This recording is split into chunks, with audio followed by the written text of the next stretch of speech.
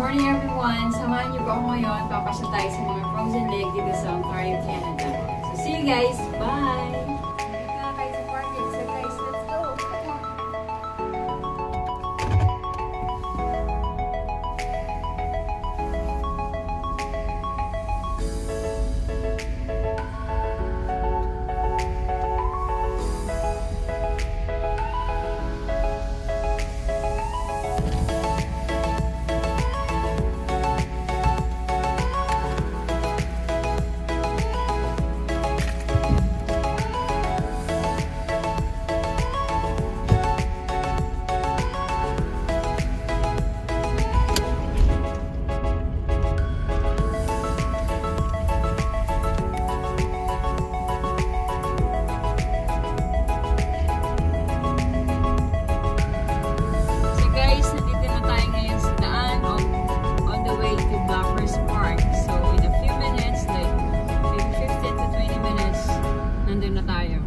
Just keep on watching my video. So see you guys later. So guys, nandito na tayo ngayon. Ito yung way papunta sa Buffers Park. Pero wala pa tayo sa highway, but we're almost there. So mamaya makikita natin yung tinatawag nila ng frozen lake. Kung talagang nag-froze ba siya, safe ba siya pwedeng lakarin. So, titingnan natin mamaya, okay? So, mamaya guys, bear with me and keep on watching on my video. See ya!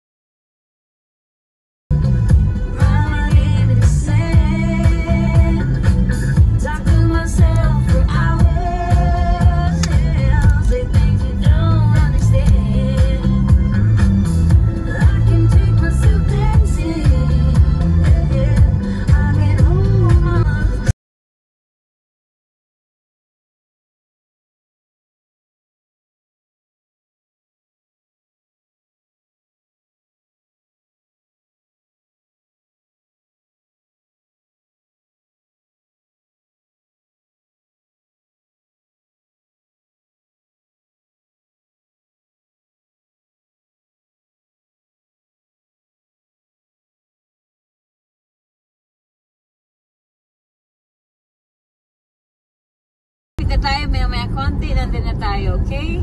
Keep on watching guys, bye! So guys, nandito na tayo ngayon sa highway, I mean sa Yonge Street. Ito po yung Yonge Street na maraming Korean restaurant na mo makikita, may mga supermarket, matataas pa yung mga building. We're almost to 401 highway, dun tayo dadaan para mabilis po ang way natin, okay? See you in a bit, bye! Bye. So guys, nandito na tayo.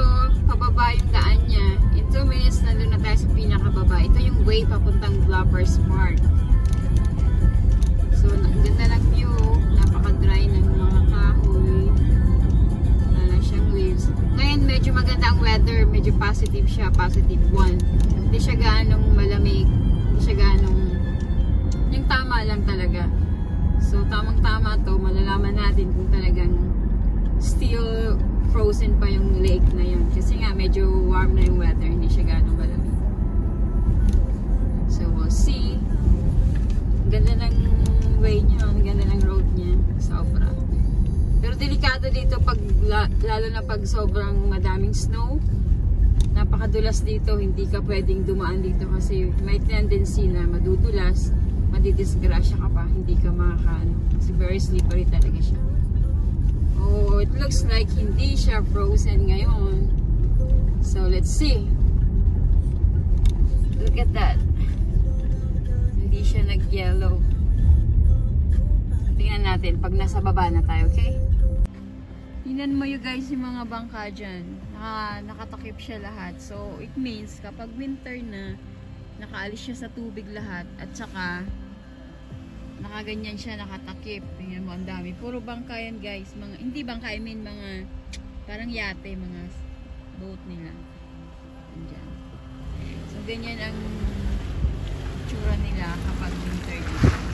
Sila pwede magstay sa tubig kasi may tendency na ang tubig, ang lake, mag-ice lahat. So, masisirang bangka nila. So, ganyan po.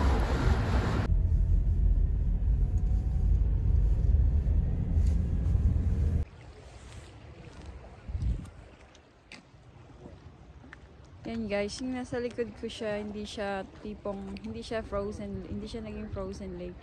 Tubig pa rin siya yung nasa likod ko. Yan ang tinatawag dito na Bluffers Park. Ito yung lake niya. Maganda siya actually kasi marami mga bato-bato. Maganda siya. Maganda ang view. Yan ang paligid niya. Yan. Yan po. Pero masyadong malamig ngayon. Kahit hindi siya, kahit 1 degree lang siya. Pero ang hangin ang nagpapalamig. Maganda siya actually. Marami siyang bato.